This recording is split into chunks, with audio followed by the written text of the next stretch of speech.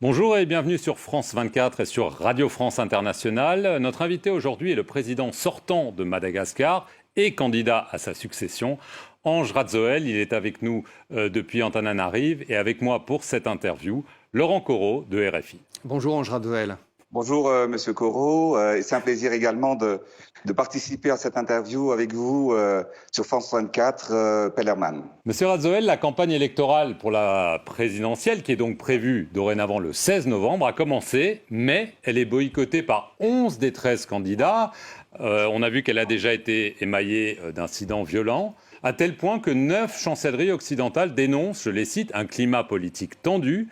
Et les Nations Unies déplorent un usage disproportionné de la force. Que répondez-vous à ces critiques ?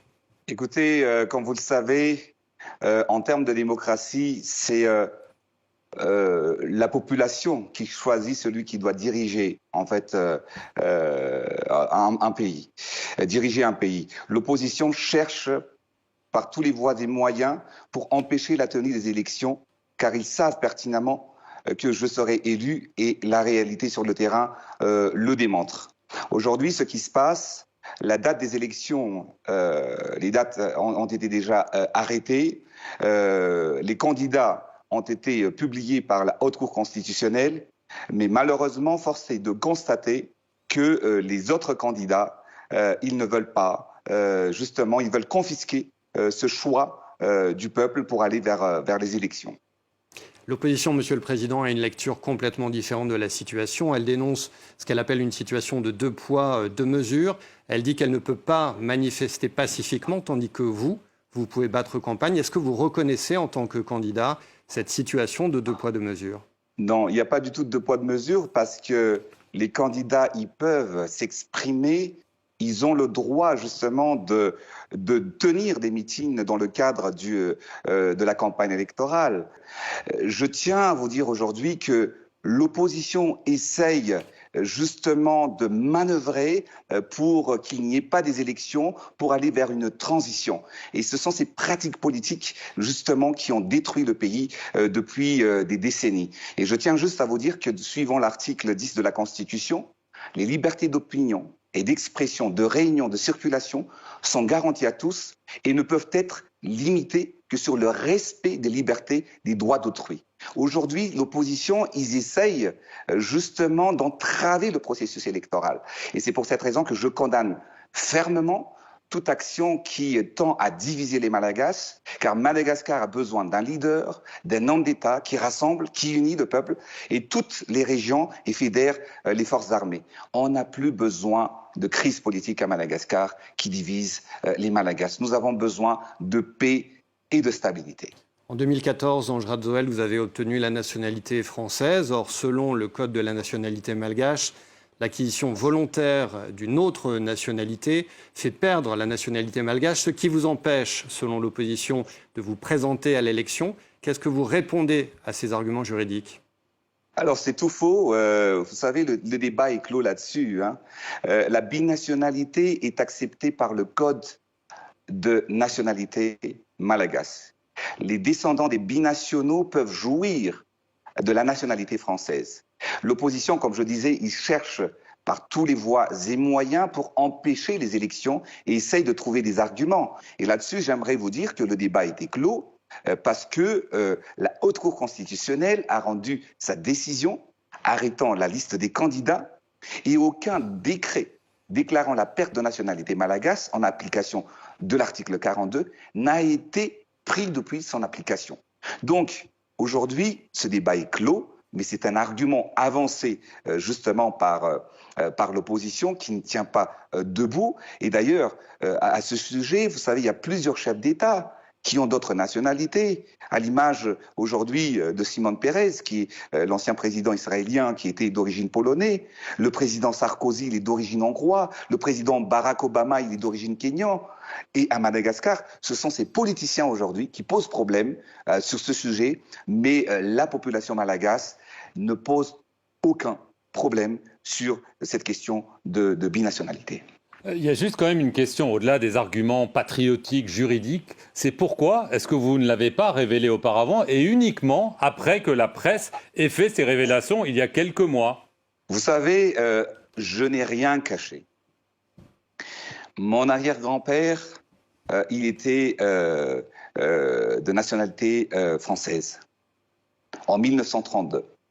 Donc, comme la loi disait que les descendants des binationaux peuvent jouir de la nationalité, quand je suis parti en France, quand je me suis retiré de la vie politique, mes enfants poursuivaient leurs études en France. À ce moment-là, pour faciliter justement leur installation en France, bien évidemment, j'ai demandé la naturalisation par filiation. Pour qui les parents, des parents qui ne peuvent pas faire des sacrifices et qui ne feront pas tout pour l'avenir de ces enfants. Moi, je l'ai fait pour mes enfants. Donc, je n'ai rien caché parce que quand on parle de naturalisation, tout ça, ça sort par décret, par journal officiel. Donc, une chose, quand c'est déclaré et validé par journal officiel, personne ne me l'a demandé. Mais vous auriez pu le dire, Ange Radzoel. Le dire à qui et comment? Publiquement. Pas publiquement, mais personne ne me l'a demandé. En tout cas, Ange Radzoel, c'est vous qui avez demandé la nationalité française. J'ai demandé la nationalité française par naturalisation afin de faciliter l'installation et de mes enfants, afin qu'ils puissent poursuivre leurs études. Mais j'aimerais vous dire que ce bout de papier n'enlève en rien le sang qui coule en moi, le patriotisme qui est en moi et surtout le devoir de relever et surtout de faire briller, d'avancer et développer mon pays. Autre sujet de controverse, Ange Radzoel, la question de l'intérim à la présidence. Il doit être assuré, cet intérim, par le président du Sénat, selon la loi. Or, des témoignages très précis nous indiquent que vous avez forcé l'ex-président du Sénat, M. Erymanan Razafmaev, à renoncer à prendre le pouvoir par intérim. Le 8 septembre dernier, alors qu'il se rendait au palais présidentiel pour les formalités de passation, vous l'auriez contraint à signer une lettre de démission déjà rédigée. Que répondez-vous ? Ce n'est pas du tout dans notre méthode de forcer les gens. Nous avons notre parti politique, nous avons notre ligne et notre vision par rapport à la gestion de la nation. Nous, on a dit par rapport à cette organisation, c'était de son plein gré. Et d'ailleurs, le président du Sénat, il a fait une déclaration avec les sénateurs. Il n'y avait pas du tout de forcing. Donc, il a fait une déclaration, il a accepté. Vous savez, parfois, le pouvoir corrompt. Le pouvoir change les gens. Et c'est pour cette raison que aujourd'hui, tout le monde voudrait être à ma place. Et c'est pour cette raison qu'il y a des divisions au sein, et je l'accepte, au sein de notre parti aujourd'hui. Il y a une guerre fratricide de succession pendant cette période où je ne suis pas à la tête de l'État.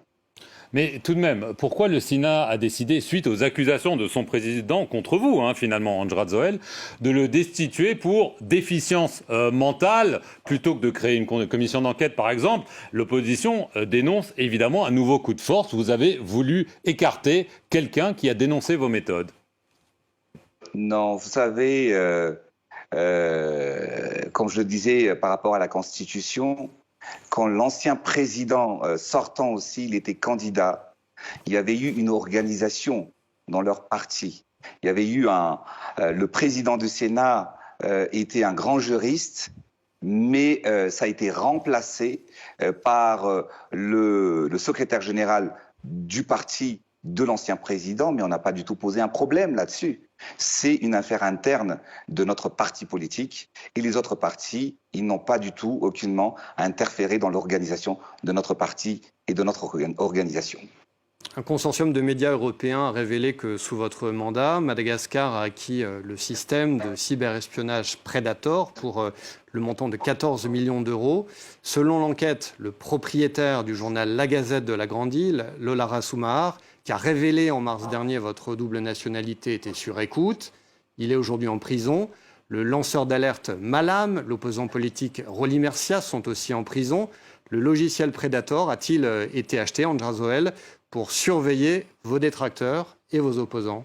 Tout ce que nous faisons, c'est dans un cadre légal. J'aimerais vraiment vous le dire. Notre objectif, c'est justement de pouvoir éradiquer et démanteler tout ce qui est réseau de corruption, mais surtout, nous avons démantelé le réseau de kidnapping à Madagascar. comme vous le savez.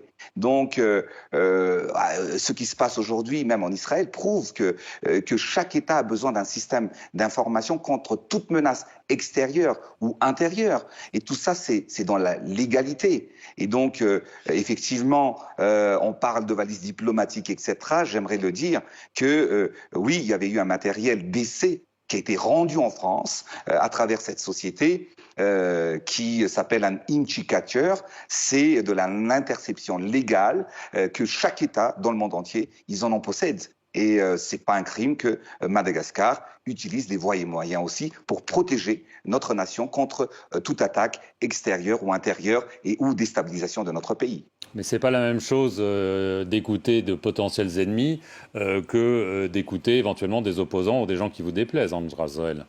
On n'écoute pas nos opposants. Et d'ailleurs, on était en période d'essai et l'ensemble des matériels n'ont pas été installés. Une grande partie ont été retournés en France et je pense que les journalistes sont bien au courant de cette affaire. Alors, je veux en venir à votre bilan. Si on regarde les indicateurs économiques et sociaux, on voit que le taux de pauvreté a augmenté, 81% selon la Banque mondiale en 2022. Le niveau des inégalités a augmenté selon des classements. Le taux d'inflation au-delà de 10%, coupure d'eau, coupure de courant. C'est difficile de se dire que le bilan est positif, Ange Razoël, non ? Alors ça, c'est votre perception, mais ce sont les indicateurs. Hein. La réalité est tout autre. Vous savez, j'ai promis à la population de rattraper le retard de développement en Madagascar. En termes de croissance, puisque vous voulez un chiffre, la croissance moyenne en Afrique, la croissance économique moyenne en Afrique en 2022 était de 3,6% en Afrique. Mais à Madagascar, nous avons fait 4,4%. Donc, le pays se développe, le pays avance. Malgré cela, je suis tout à fait conscient que la pauvreté est là, la pauvreté persiste. C'est pour cette raison que même si beaucoup d'efforts ont été déployés, beaucoup reste à faire pour éradiquer la pauvreté à Madagascar. Et bien évidemment, par rapport à tout ce que vous avez cité tout à l'heure, les défis sont énormes dans le domaine de l'électricité, l'adduction d'eau et aussi pour la lutte contre la pauvreté. Ange Razoël, merci d'avoir répondu à nos questions. Et merci à vous tous de nous avoir suivis sur nos deux chaînes, RFI et France 24.